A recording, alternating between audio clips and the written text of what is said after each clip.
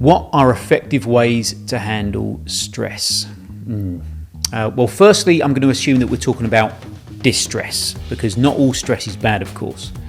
Eustress helps to stimulate us to be better performance, and it's vital if we're going to achieve our goals and aspirations, whereas distress is going to have a negative effect and will lead to our performance being below our usual standards. Example would be thinking of someone choking under pressure in a key moment of a sporting event.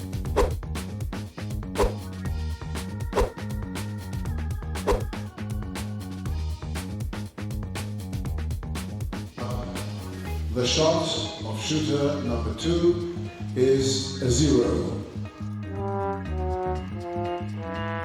So dealing with distress can be tackled in a few different ways. The first step that I recommend is understanding what is in our direct control. What are the things that we can directly influence in our life?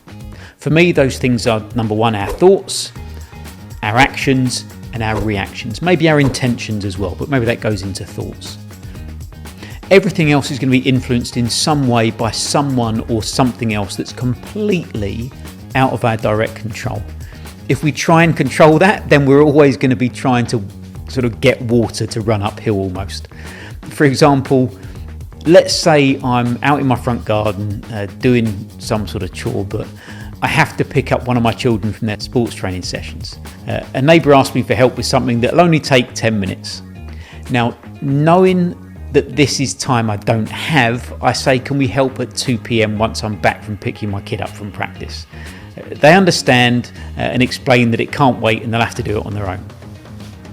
Now, how would you feel here?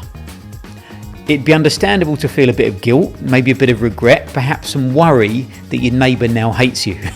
Perhaps they're going to tell all the other people in the street that you're selfish and you're unreliable. Then what would they think of you? Maybe we won't get invited to street parties and our children might not get invited to play dates, etc., because they don't like us anymore.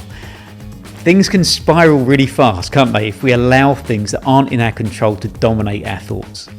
And remember, that's one thing that is in our control, is our thoughts. So in that situation, think whether you were honest with that person.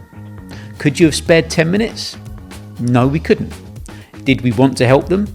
Yes, we did. And we offered a time that suited our situation better. After all, it didn't seem like it was an emergency. So we know that our intentions were to help, but the neighbour couldn't wait. And that's their choice. That's not ours. That's not in our control. Do we know 100% that the neighbour was upset by our refusal? No, we don't. We're assuming that. We've started a work of fiction in our mind, but our mind doesn't always know what's real and made up. Therefore, we can get the same emotional response as if it were actually happening for real. If we want to know how they feel, let's ask them. That's an action which we do have full control of. Of course, we may well have been satisfied with how we handled the situation and didn't spiral off into a neighbourhood disaster scenario, so feeling the need to take no action is also an action. The decision to get on with your day and just leave that moment behind us, knowing that we handled it in an honest way. I find that learning how to understand the things in my control, and even more so the things that aren't, has given me so much more mental bandwidth. There's much more room for capacity to deal with potential stressful moments in my daily life, because there's just not as much going on in there. And because we're not our limit all the time, we're not in that fight or flight state. Therefore, we're actually in a better mindset to think rationally about situations that come our way. This makes us feel a bit more confident, more capable, and nice and calm as well. So that's perhaps a way that we can deal with stress or distress in our life.